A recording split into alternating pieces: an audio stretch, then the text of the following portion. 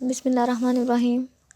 کہتے ہیں کہ ایک بادشاہ کی شادی کو عرصہ ہو گیا مگر گھر میں ولی عہد کی کمی ہی رہی، تو اس نے سلطنت کے کونے کونے سے اپنے اور اپنی ملکہ کے علاج معالجے کے لیے حکیم بلوائے۔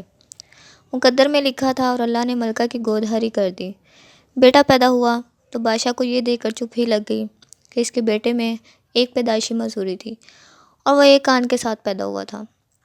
بادشاہ نے اپنے سارے وزیر بلوا بھیجے اور ان سے مشورہ کیا کہ اتنی بڑی سلطنت کی باغ دوڑ سنبھالنے کے لیے پیدا ہونے والا یہ ولی عہد جب اپنے آپ کو یوں معذور پائے گا تو احساس محرومی کا شکار ہو جائے گا۔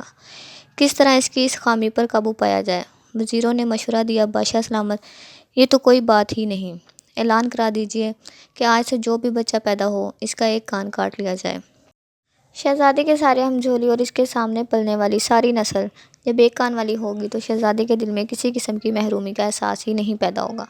حکم نافذ کر کے عمل درآمد شروع کرا دیا گیا۔ اگلے 10 سالوں میں مملکت میں ایک کان والی نسل دیکھنے کو ملی اور لوگ اس عادت اور تقلید میں رچ بس گئے۔ ایک بار کہیں سے گھومتا پھرتا بھولا بھٹکا ایک نوجوان اس مملکت میں آن ٹپکا۔ لوگ 2 کانوں والے لڑکے کو دیکھ کر بہت حیران ہوئے۔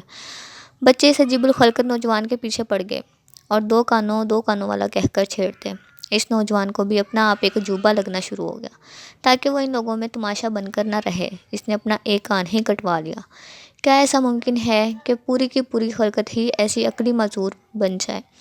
ویڈیو پسند آئے تو لائک کریں، چینل کو سبسکرائب کریں۔ شکریہ۔